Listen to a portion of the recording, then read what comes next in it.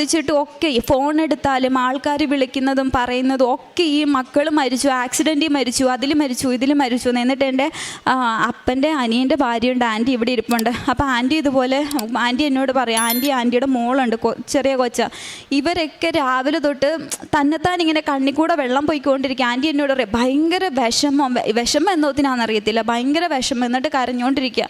അപ്പോൾ എനിക്ക് മനസ്സിലായി കർത്താവേ എന്നാണ്ട് വരുന്നുണ്ട്, എന്നാണ്ട് ഒരു ആപത്ത് വരുന്നുണ്ട്, എൻ്റെ മാതാവേ ഞാൻ എന്നാ ചെയ്യണമെന്ന് എനിക്ക് അറിയത്തില്ല എന്ന് പറഞ്ഞു. എന്നിട്ട് ഇവന് കൈയും അനങ്ങത്തില്ല, കാലും അനങ്ങത്തില്ല. അപ്പോൾ ഇവന് ഭക്ഷണം വാരി കൊടുക്കാൻ നമ്മൾ വേണം കയറി ചെല്ലാനായിട്ട്. അപ്പം ഞങ്ങൾ ഓരോ സമയത്ത് രാവിലെ അമ്മ പോയാൽ ഉച്ചയ്ക്ക് ഞാൻ പോകും, വൈകുന്നേരം ആകുമ്പോൾ അപ്പൻ പോകും. അപ്പോൾ അന്ന് എനിക്ക് ഒരുപാട് ഡ്യൂട്ടി ഉള്ളതുകൊണ്ട് എനിക്ക് അന്നത്തെ ദിവസം ഇവൻ്റെ അടുത്ത് പോകാൻ പറ്റിയില്ല. അപ്പോൾ അന്ന് വൈകുന്നേരം അമ്മയാണ് 3 സമയത്തും പോയി. അപ്പോൾ അമ്മ ഇതുപോലെ പറയുന്നുണ്ട്, എടി അവന് ഒന്നും ഇല്ല, അവനൊന്നും ആക്റ്റീവല്ല, അവനൊന്നും അനങ്ങുന്നില്ല, ഒന്നും പറയുന്നില്ല, എടുക്കുന്നില്ല, ഒരു ചലനവും ഇല്ല എന്ന്. ഞാൻ പറഞ്ഞു കുഴപ്പമില്ല അമ്മ, അവൻ മെഡിസിൻ്റെ ആയിരിക്കും, ഉറങ്ങുവാന്ന് വിചാരിച്ചു.